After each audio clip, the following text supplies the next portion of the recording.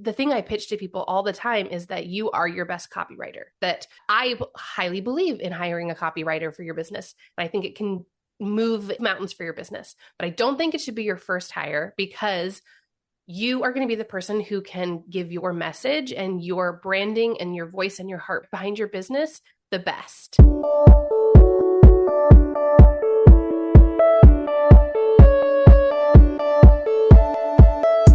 So you want to make an impact. You're thinking about starting a business, sharing your voice. How do women do it that handle motherhood, family, and still chase after those dreams? Well, listen each week as we dive into the stories of women who know. This is Call Me CEO.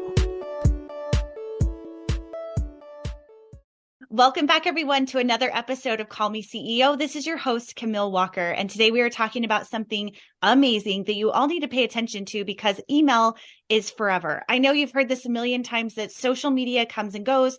There's algorithms we're not in charge of, and it is complicated to know what to do and when to do it. But today we have an expert copywriter who actually specializes in email and helps you understand how to create a hook and an email list that will flourish and grow your business for the long term. Thank you, Sarah Voris, so much for being on the show today. Thanks for having me. So tell our audience about you, Sarah. I know you live in Arizona. I know a lot more about you than the rest of us do. You're a dear friend. Tell us about you and your family and how you got started in copywriting. Well, I've got 3 kids who keep me very, very busy.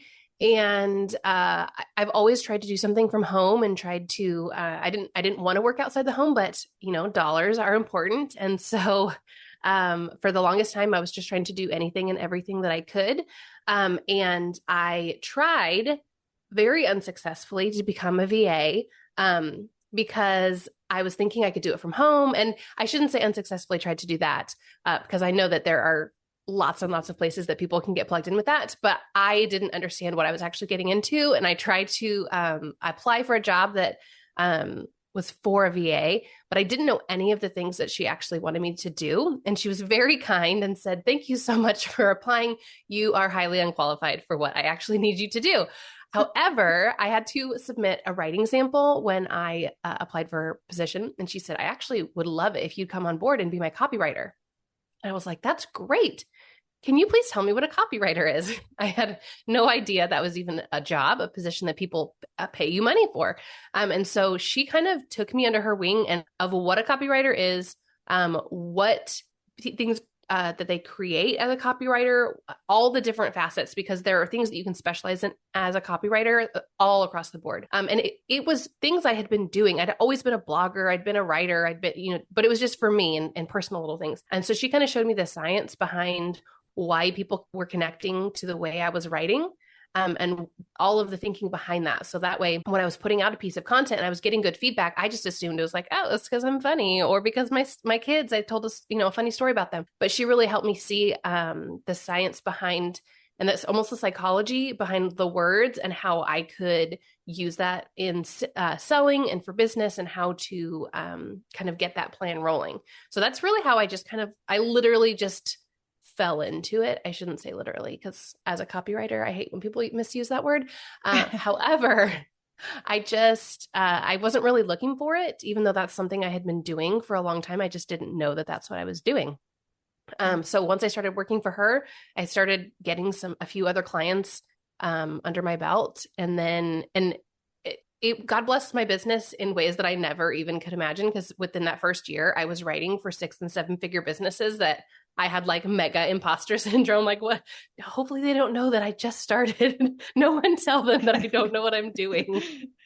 And then over the last few years, I've just really honed in more into email and realized that that's actually my jam. And that's where I really love sitting. I still create other avenues of content for my clients. So I still do sales pages and social media and blogs, but email is where I love to live. Oh, I love it.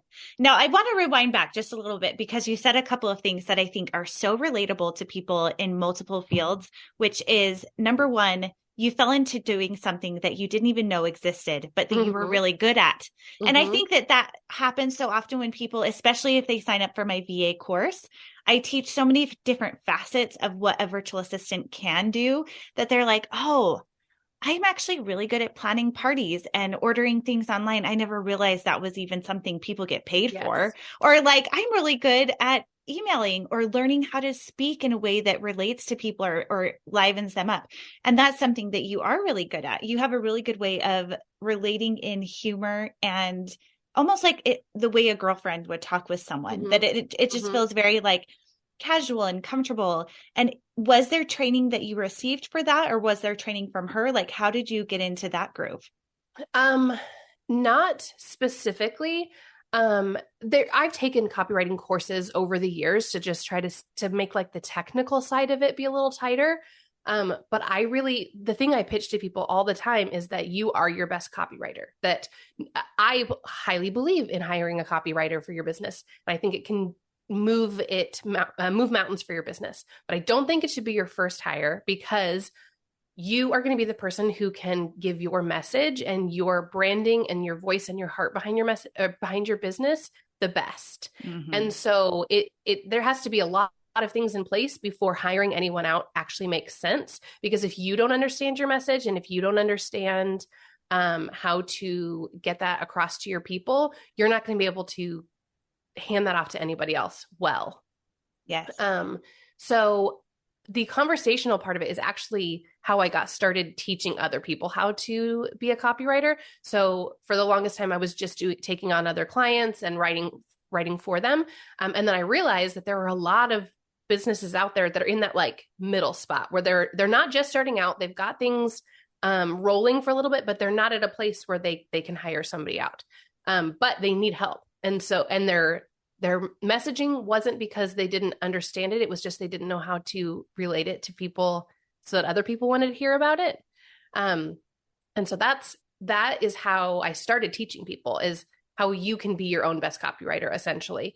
And that you want it to be that feeling of sitting down with a girlfriend over a cup of coffee, and you want everything that you're reading, like for it to jump off the screen, for them to be like, oh my gosh, this girl gets me. This, or that what's the word? Same. That's, all the trendy young millennials, they started that word, same. And you want that feeling. That's what you want to invoke, whether you're coming from a place of like huge authority over this person, or you're just coming in as a coach, best friend, mentor type of situation. You want those words to connect with them in a way that's like, oh, she gets me. And so that's really, I think, one of the biggest skills you can work on, is really like how you are in person and how you would be as if you're talking to someone face to face. That's how it should translate into your words. So for some of us that may feel stuck in that, or not knowing where to start, I think a lot of times we can oftentimes talk more naturally than we can write. I know that I love talking and I love writing, but I think sometimes it comes out more naturally when I'm talking, because it's not like I'm trying to be perfect about it. I'm not like inhibiting myself. Is that a skill set that you suggest people do, is recording themselves as they talk, or like what's a good way to like get in that rhythm of sounding like yourself? Yep. So one of the first things I do is tell people to throw out all the grammar rules. Not that you don't have to make sense, and not that it's like we're reading a kindergartner, but all of those things that make everything look pretty, and that, in like freshman English that you were taught, and here's how to make it so that you sound like you're writing your, dissertations. Those are all the things that we want to throw away. There's a time and a place for those, but certainly probably not in your online business. That doesn't mean if you're a doctor, that doesn't mean that you should be like, what is that thing that's, like hanging off the side of your head? Oh, an ear. I forgot. Like, no, you still want to make sure you're bringing your authority on all of your experience. But to those things like a preposition at the end of your sentence. No, that's how we talk. Like, write like how you talk. So just like you said, recording yourself, I always tell people to record themselves in a voice note or on Voxer and caption it out. So it's how, when you're on Instagram and you can, put up your captions of what you speak, and that's what you're actually saying. So the ums and the uhs and the oh yeahs, that needs to be in your writing, because that's how you speak. And so your brain automatically fills those things in. And if you're pulling all of that out, it makes you sound like a completely different person. And so I highly recommend recording yourself and then not dictating it. Is that the right word? You're writing it down. See, obviously words are my I use words for a living. Writing down exactly word for word verbatim what it says. If you speak a word longer so that you say, yeah, that's not how it went. Write that. So you want that yeah to be super long because you want people to be able to hear it exactly how you're speaking it. One of the best compliments that a writer can get is when someone reads it and they say, I could totally hear you saying that, because they've got your voice in their head, because there's no gap between how you are showing up in person and how you're showing up in your emails or in your social media posts, in your blogs, whatever it is. Oh, I love that. That's a really good idea, especially for us who may feel uncomfortable starting out, that knowing that it doesn't have to be perfect and that you can record it before you write it. Oh, totally. I think that's a really clever idea. So with this idea of email, what is the best place to start? Because I know that for some, it can be something that we're brand new doing this. Maybe we have a list that we've created, but we don't know how to re-engage the list. I mean, maybe we should take those one by one, because email, for whatever reason, feels so much more daunting than writing a caption on an Instagram, because it's just something we do all the time. So what would you suggest for the person who's just starting out? Let's start there. So when you're first starting out, you have to get over the fear. Like, I don't have here's 5 steps to just do. No, just do it. Like, you just have to do it. I really think that viewing it just like a social media caption or just like any other piece of content that you're putting out is a great first step.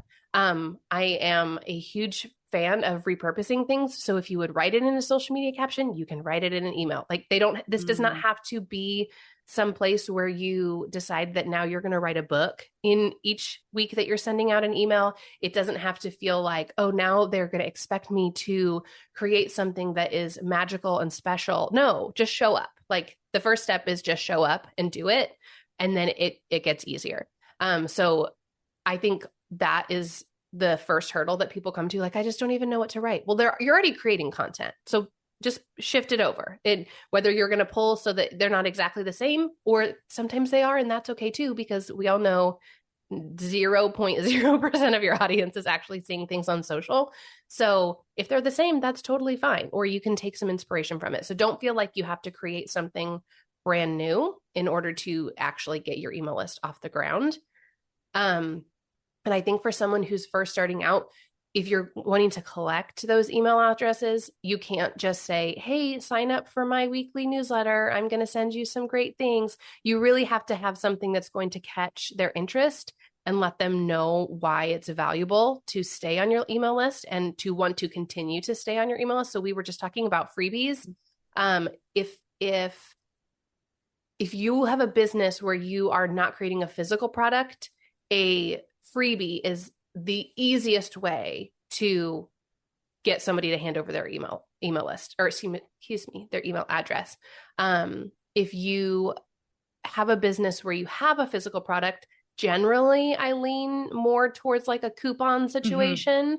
But there are also ways that you can do just a freebie, even if it can be something like free shipping or something like that. But there are ways, and we can talk about different things that are important in a freebie, but physical based product businesses can also use a freebie as well. It doesn't have to just be a coupon situation.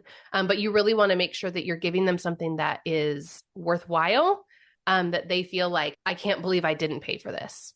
I can't believe that she's sending me this for free. It can't be janky and like super lame. That's the first item of business. Don't send something super lame for your freebie. Yes. Okay. Well, this is really getting to the meat of this conversation today, is what makes a good freebie? Like, what is it that would make someone feel like they're getting a super cool deal by getting a freebie from you? So let's deconstruct that a little bit. What is your advice on creating a freemium or a freebie for people to want to sign up for your email list? Yeah. So I think that first thing, the first thing you have to come to the conclusion of is, it's okay that I'm giving a lot. I don't want you to feel like, okay, I just worked on this course for 9 months and now I'm giving it away for free. I'm not saying, giving away your signature course, but I am saying that it almost should feel a little like, oh, I can't believe I'm giving that away for free. Like, that's how good of a freebie you want it to be. I have in the past signed up for countless freebies that are the lamest things. You know, it's just a single page PDF of like, here's going to be 10, or like, your motherhood will be reorganized completely with my daily schedule. And it's literally just like a blank page. This is like 8 a.m., 9 a.m. And I'm like, what the heck? This does nothing for me. So you have to make sure that what you're giving them is worthwhile. So because even if you're like, well, they didn't even pay for it, so what's the big deal? Because you want them to know, like, and trust you from the very beginning and feel like this girl knows what she's talking about. So if you from the very get-go are giving them something that is worthwhile, they have a reason to stay on your list and not just unsubscribe as soon as they get that freebie. So I think the very first step is making sure that the quality of your freebie and what you're giving them is good on both sides. You feel like, okay, I've given something that I know I put a lot of work into and a lot of information. But on their side, they're understanding, oh my gosh, this is like legit. I would have paid $20 for this and felt I was still getting a good deal. You really have to make that exchange be worthwhile for both sides. Oh, I was just going to say, I love that idea. I think that that's something that can always use a refresher too, because I've had freebies in the past that I thought, oh, this is really good. And it worked for the time or the season. But I've also noticed that in fact, I was doing some roundups recently on a blog post. And so I was going and using different images and recipes from other blogs for a roundup. And I noticed that my most savvy blog friends use pop-ups on their blog posts or their websites that are seasonal. So it meant that their freebies also changed with the needs of the season. And I thought, oh man, that's like higher level. These guys are awesome, because I think, it doesn't have to be that this freebie is the one that is forever and always. It can be something that you switch out or improve, or maybe it's even a seasonal thing. Yeah, absolutely. And I mean, don't feel like you have to be tied down to one thing. You can have multiple freebies that come in from different avenues. I had a freebie for a long time that I felt was really helpful, but I was realizing down the road that I was actually 10 steps ahead of where my person needed to be coming from. And so it was helpful. It was just going to be helpful 6 months from that point for them. So I had to really back up and see from the beginning, like, oh no, if someone's just hearing about me and is just coming on, what would be the one thing that would really help them out? And I think that goes into my second point, is that as much as you want it to be highly valuable, you also it has to point to a need that they still need you. So you're not giving them every single thing that they could ever imagine. And then at the end of it, they're thinking, wow, my life has changed. My cupboards are clean. My, homeschooling is a breeze, whatever. However, this woman has given me so much information and has really pointed out or shown to me that there's still so much more that I need to learn. So you're almost making them problem aware that they didn't even know that they had. You've solved a problem that they thought they had, but in the same instance, you're showing them that there's still so much to learn, and it would be so much even easier to continue to work with you or to buy the next product in your funnel or whatever it is, go to that next step. You are really helping them to see you're not bridging the gap. You're showing them that you could bridge the gap if they were to continue on with you. So it can't just be a one and done. Hey, here's 10 recipes. Here's 10 Christmas recipes. That's great. But you have to be able to show like, let's just say that you are a meal planner or for health and wellness in that niche. And you're trying to show them how to do macro counting. That if you're showing, here's 10 macro friendly recipes to get you through the holidays, that's great. But you really have to be able to show them that there's a gap. And it's great that you survived Christmas, and that's awesome. However, that's not going to get you through the rest of the year, right? Mm-hmm. You need to be educated in how macros actually work, how they affect your body, and be able to show them that you're the person that is going to get them to that next step. I love that. Oh, that's so good. Because I think too, it's giving them a roadmap of not only a quick win, but then showing them this is the beginning of the journey with me, and I'm going to be with you all the way. Yep, absolutely. And then the third point of that kind of goes along with it, but it's almost like the structure in which you're delivering your freebie. So sending someone a PDF, a video, is fantastic, but I don't recommend it just being that thing. So if it's, again, 10 recipes, don't just send them 10 recipes. You need to include, yes, here's what it would look like to continue the journey with me, and show them what is the next step that you want them to take and exactly how they should take it. So is it just because you want them to connect with you on Instagram? Is it that your next step in the funnel would be, hey, here's actually more like a one-on-one situation that we could work together, or here's my next program that would be a great offer for you. How is that next step going to help them, and how do they actually take it? Don't assume, oh, they're going to find me, they'll go to my website. No, people need to hear, here are 5 things you need to do. Step 1, here's how to do it. Step, here's how to do it. Link them, let them know, so that there should be no question in their mind of what they need to do and how they need to do it. And all of that information needs to be included in that freebie, so that they don't have to go and go like, what was that girl's name? What, what was her website? I know I downloaded it from somewhere. I can't tell you how many times I have like saved a reel because it seems like it's great information. And then I'm like, I don't even remember where I got this information from. So you really have to make sure that you are doing something so that it like drops that barrier to entry, because as human beings, we are naturally, I don't want to say lazy, but or maybe it's just me. Maybe I'm naturally lazy. No. We just need, like, if we have to click out of one screen or go to one other program, we're like, well, I guess that's the end of it. Totally. No, it's interesting too, because I feel like even in the past couple of years, people's attention span and commitment to how much time they're going to spend on one certain thing is so much shorter. Like, how many more of us now, even rather than liking posts, we simply scroll. Like, it is in the numbers, like of everything I've seen. So with email, it's no different. Like, you have to spell it out so specifically, or else it's just, like you said, going to be forgotten. Not because someone dislikes you or something's wrong with you. It's simply a matter of attention. Absolutely. Absolutely. And I mean, that goes the same thing with an actual email itself. And people are like, I don't want to feel like I'm selling, and I don't want people to get annoyed. And there are right and wrong ways to do that so that people don't get annoyed and feel like all you're doing is bombarding them. But when you're in an email and you're selling something to someone, you've got to sell it. And you like, don't just say, oh, go find it on my Instagram, go do this. No, you need to have that thing linked 3 times in your email, because you don't want them to have to click off anywhere else. Give the people what they want so that they can just find it right there. Make it easy.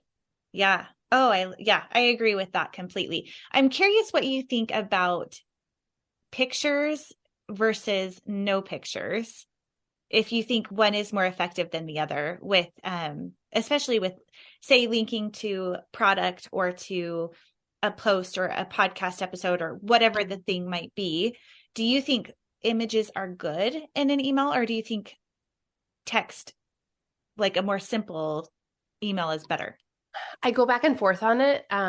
Obviously, text is, for the creator, it's so much easier to just put it in there. I think it kind of goes back and forth with what your brand really is valuable in your brand. If you are very aesthetic, very like, these are all these beautiful things. If you're an interior designer, those things need to, you need to have pictures everywhere. For me, my brand is very bright and vibrant, but my emails are just text. Like, if I'm putting anything in there, it's a GIF from The Office or New Girl. Like, but I don't have this beautiful picturesque email, because for me, it's just the words that I'm really honing in on. But if you are, again, someone who you talk about recipes a lot, then those need to be, if it's more visual for your people, then put those in there. I don't think there's necessarily anything wrong on either end. I think, and I don't have the numbers, but I know that eventually if it's just like super picture heavy, it can slow down the deliverability, and it can also potentially flag your email as spam. So I wouldn't say like adding 40 pictures to every email is your best bet, but throwing in some isn't going to be harmful either. You just have to make sure that you're doing it the proper way so that you're not getting flagged. Yeah. Oh, that's good advice. So with food, yes, I feel like, and design, it's like that speaks 1,000 words, as they say. So that's good to include in there. So let's talk about this. So we want to make sure the tips we've gone through so far, just give us a brief overview of what to do to make a freemium click worthy that people want to exchange their email with us? Give us a rundown of those again. So number one, you have to make sure that what they are getting is actually worthy of actually being purchased, so that if they had purchased it, it would still feel like a really great deal. So you don't want them to feel once they've received it that, oh, this is just trash and I'm going to unsubscribe. So you want to really make sure that you're giving them something worthwhile. I would say even as valuable as being purchased. Number two, it creates or shows that gap for them so that they can understand this was a fantastic thing I got, and I feel really good about the information I got. Now, however, I'm seeing that I can't do it on my own, and that this person is going to take me from, I'm on step A, this freebie got me to step B, and this person is going to take me all the way to step Z. And lastly, you need to give them what their next step is and how exactly you want them to do that next step. If it's connecting on Instagram, if it's joining a Facebook group, and link, so that they have no possible way they could be confused on how and where to connect with you next. Okay, perfect. I love this. Okay, so you have an offering that's coming up for free, which again, this is really cool because it's a challenge to help people understand how to build their first set of few emails or putting together a freemium. Talk to us about that. Yeah. So one of the first things that people do is when they decide that they want to start their email list, they just start sending them out, which is great. If you already have this email list and you are just rocking and rolling and sending it out, that's fantastic. The problem that we run into is that when you get new people on your email list and you're just sending them these things, if they don't know a lot about you, they kind of feel lost. They don't have that buy-in with you, and they don't have that feeling of camaraderie within, like if you have a community, or even just so that for them to get to know you. You always want people to feel like they are experiencing inside jokes. And if you're just getting weekly emails from this person and they're like, yeah, because the elephants, right? And they're like, I don't understand. This is weird. If they don't know that, like, whatever, that was the weirdest example ever. But if they don't know you have an aversion to elephants, and they don't know what you're talking about. So a nurture sequence really gives people the opportunity to get to know you. You can tell them what you're about, what your business is about, how you're going to help them, a little background on you, on where, your family, your past experience, whatever it is. So that I always talk about that it's like a dinner party example, so that when people come over, you're giving them just enough so that they're like, oh, I love this person. This is amazing. She's hilarious. She gets me in this way. We have these things in common. But then again, it's creating that gap once again, so that they want to keep coming back. And it again gives them reason to stay on that email list, rather than unsubscribing after they get your freebie. So my challenge is in January is in 4 days, we're going to create people's nurture sequences together. So they will leave the challenge. We're going to go live on Zoom. We're going to have a Facebook community. And each day I'll come in and I'm going to teach one of the days of the nurture sequence. So I have a complete nurture sequence template that I use. And it's the same template I use when I'm creating content for my clients. And we're going to go through that template together, and we're going to create every single day together. So at the end, your nurture sequence is completed. If people show up and if they put in the work that they need to, they can have their nurture sequence totally written out and done and ready to go, so that when people sign up for their email list, they can send it and get it delivered over to them and not have to feel like, wait a second, what do I do? What do I do now? Great. Now I have people. What do I do? So the whole idea is that by the time that they're done, their nurture sequence would be completed and they're ready to rock and roll. Ooh, I love it. Talk about an amazing freebie. I actually have, for those of you who follow on Instagram, I just did 12 days of gifts, and there were 12 of us creators. And I have this new group of people that are coming into my email list. And I was just thinking about this. I'm like, oh, I need to create a welcome series, at least 1 or 2 emails for these new people that are coming in and maybe don't even know that I have a podcast, because the freebie that I gave away was a parent and child journal, my Time for Us journal. And I'm like, dang, I need to create a sequence just for these people so that they feel like they're a part of the club. So I'm really looking forward to this, because I feel like it could be those just signing up for your email for the first time, or it could be a whole group of people if you did something like I did, where it's like they might kind of know you or heard your name or something, but they have to have a reason to stick around. So yeah, I think that that's brilliant. Yeah, and that's the beauty of nurture sequences, that you can have this structure and this foundation created. And then if you get an influx of people from a particular, like if you went to a trade show or something like that, Mm-hmm. that you can kind of tweak it a little bit so that they're getting more a personalized attention. So they feel like, oh, this is not just something random that everybody gets, but she knows that I went to a wedding trade show, and she actually know, it makes them feel much more personal. Like, do you actually know who they Yes. are? And so it gives the illusion of one-on-one connection. Oh, that's so good. Well, I definitely have work to do. I think that will be fantastic. Now, there's also another freebie that you have available too. Yes. Yes. So going back to our freebies, that's something people get stuck on, is like, okay, but what do I actually create? What do I actually Yes. get? What do I give that, is worthwhile? So I have a freebie that is 30 different freebie ideas, and I've broken it down by 5 different industries or niches. So I talk about beauty, finance, health and wellness, business, like business coaching or like the B2B space, and then just like general mom life. And I know that even if you're not within those 5 industries, seeing this list of 30 different ideas can really help spark, and for you to be able to figure out like, okay, I can't do that. That doesn't make sense for me, but I really could do this other thing. So I think it's a great jumping off point for people when they don't really have an idea of where to start for their freebie.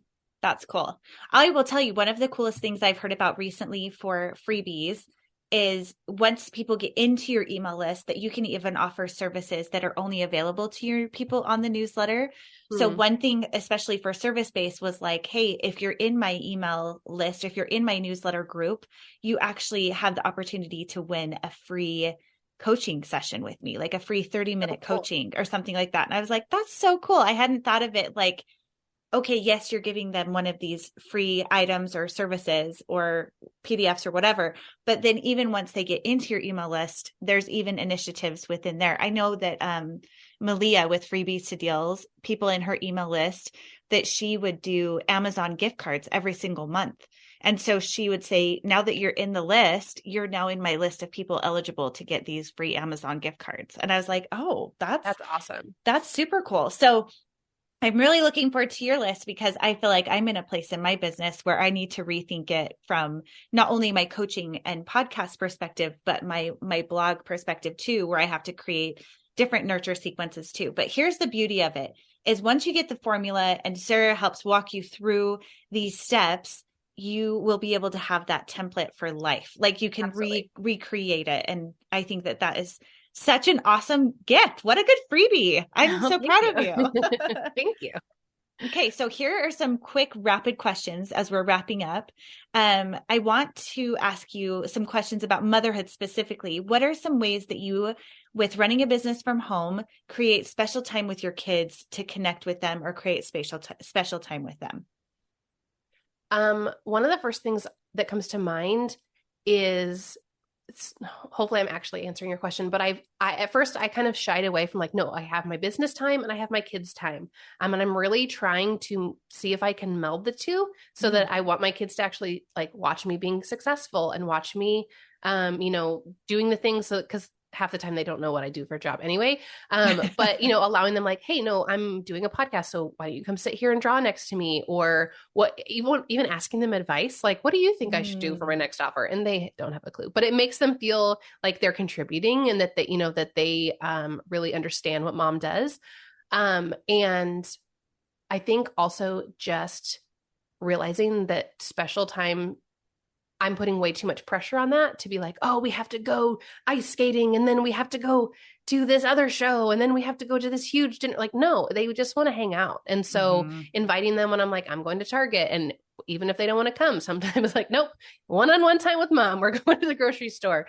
And then deciding like, okay, so in this moment, how could I make this blah trip to a grocery store, how can I make this special for them? And whether it's like they get to pick out a side for dinner, or they get to, go grab a coloring book from one of the aisles or whatever. Like, how can we turn like everyday moments into moments I'm connecting with my kids, has really been a game changer for me, so that I don't feel this so much pressure to make like every day like Christmas morning, because it's not going to be, and then I'll fail every time if I try to do it that way. I love that advice about mixing the two and letting your kids see. I kind of had the benefit of my kids being involved in my business because I was promoting like toys and like events and things like that. So it very much naturally like, come cook with me in the kitchen or come do this or that. And now what's interesting with coaching and podcasting, they watch and they see. And one of my sons in particular will ask me quite often, like, how was your day today? And how did it go? And what did you do? And I think it's really cool that you're making that an active part of what your conversations are, because it doesn't have to be you're separate from this. It's a family effort where I'll say, I'm doing this so that we can do this, or I'm doing this so that as a family, we have this success together. And I think that's so powerful. Yeah. And it really helps too when there are times when I'm like, actually, I can't sit and read a book right now because I've got to go do these things. And if they have no idea like what's even going on or why I'm doing it, then it does just feel separate and can lead to resentment. And like, mom's always doing this, even though I know in my head, I'm not working shut in my office for 40 hours a week. I know that, but the one time I feel like I can't do something for them is what I'm afraid is going to stick in their head. But if you've already had those conversations and then you can go back to them like, hey, I'm really sorry I couldn't sit and read a book with you before because I had to do my, these meetings or whatever, and remind them like, here's why we do this. Could we go color together now? Could we go read a book now? And kind of give them an alternative. But I feel like if you haven't had those conversations, it's a lot harder to do that.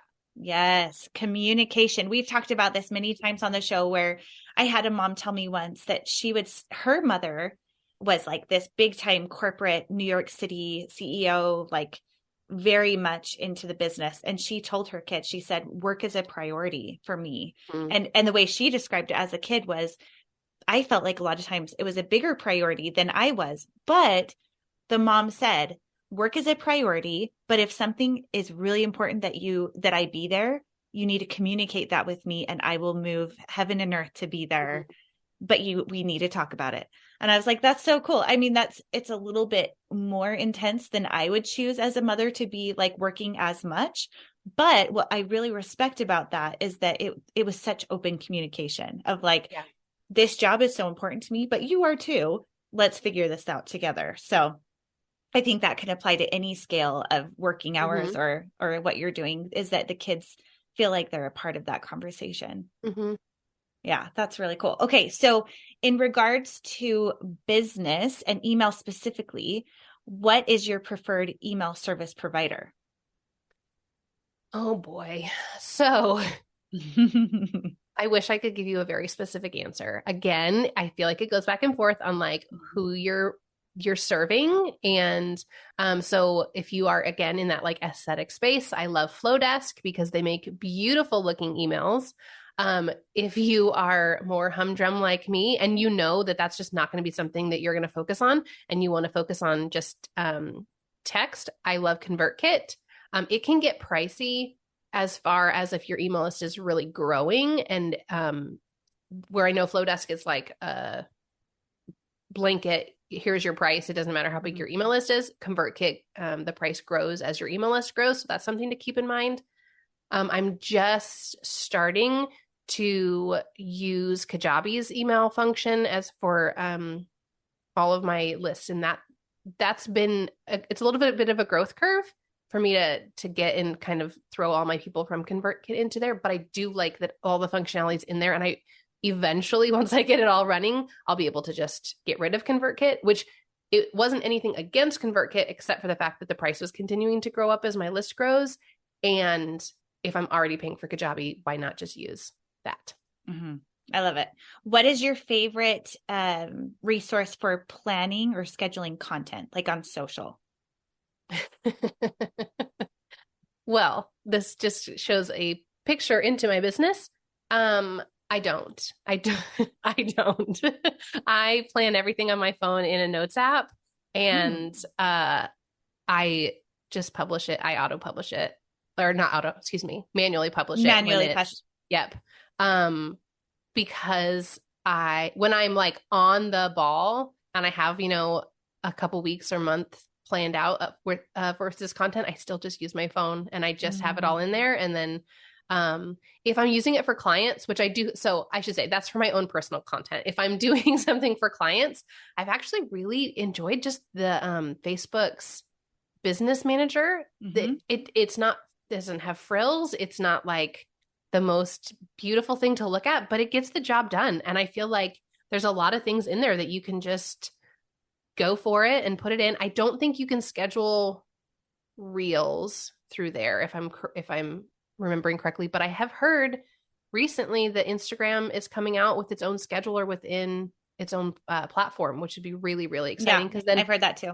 Hopefully you're not going to get dinged in the algorithm if you are using their stuff. I would assume you wouldn't get dinged if you're using their Let's own hope. stuff. My goodness. Okay. You are really good at creating funny reels. If you guys are not following her, it's Sarah Voris Writes. I'll make sure that it's in the links below. But how do you come up with your creative skits for reels? Like, how do you keep those fresh ideas coming? One thing that I learned, and I forget who was talking about it on Instagram, because that is sort of how my brain works. Like, I sometimes just want to turn it off. I'm like, I don't want to just constantly think of like, oh, this moment in time with my kids would be a hilarious whatever. So sometimes I have to turn that off.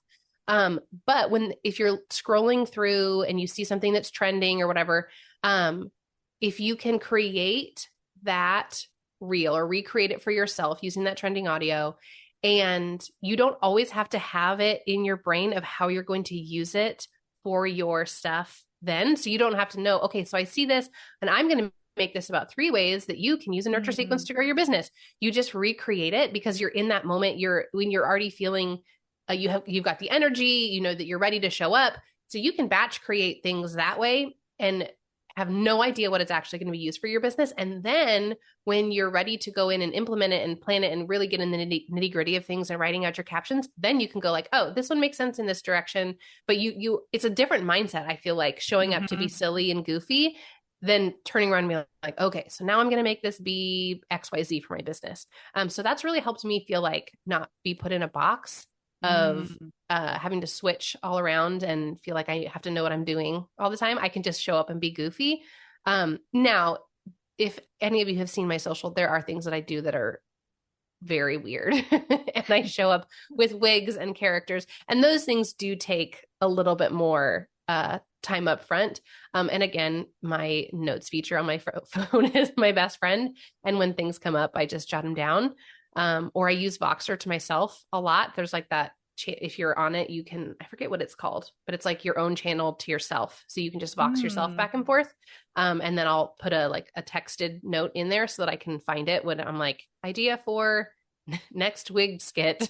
And then I can search that up and then I can find it that way. But I feel like you have to not be afraid to look stupid and get the person out of the back of your head that's like, what about that one girl who was mean to me in high school? And what is she going to think? And I've been there like 1,000 times. So I feel that deeply in my soul. But once I realized like they are looking at their own stuff, like it doesn't matter. I'm here for me and they're not paying my bills. So if people love to see me in wigs and see me do stupid dances, then that's what I'm bringing. I love it. Well, I've enjoyed it. And I think we have been so well fed here about email and just getting up the courage to just do it and get started. And if you're feeling, as you're listening to this, like I need to get on my email game, because listen, email is something that you own. It's just like a website where someone cannot take it from you. Can individuals unsubscribe? Absolutely. But it's something that can pay in dividends forever. And I've seen it repeat itself again and again in my business and many, many others. So Sarah, thank you for being on this show with us today. And please tell us the dates and where we can come to join your free challenge. Yeah, absolutely. Thanks so much for having me. The challenge is going to run January 17th through the 20th. And you can join at my website. It's sarahvoris.com/challenge is how you can join that free challenge. And then to get the 30 list of freebie ideas is just sarahvoris.com/freebie, FREEBIE. Perfect. Awesome. We'll put those links in the show notes below, and please show up because I'll be there too. Thank you so much for being on the show, Sarah. Thanks so much. Thank you so much for listening to this episode. If you were inspired by anything that you heard today, please reach out to me at camillewalker.co. And I want to hear from you. If you're looking at starting a business and curious about what a virtual assistant business can look like, I'm actually taking on individual students right now that are being sought after by many entrepreneurs that are coming to me looking for a virtual assistant from one of my graduates from my program, 60 Days to VA. If that's something that you're interested in starting a new business in the new year, let's chat. I take people in one at a time through a discovery call, making sure it's a good fit for you. And also, if you have questions about how to get a virtual assistant, you can also reach out to me on Instagram at camillewalker.co or at Call Me CEO podcast. I hope you all have an amazing start to an amazing new year. Let's rock it together. Hey CEOs, thank you so much for spending your time with me. If you found this episode inspiring or helpful, please let me know in a comment and a 5-star review. You could have the chance of being a featured review on an upcoming episode. Continue the conversation on Instagram at Call Me CEO Podcast. And remember, you are the boss.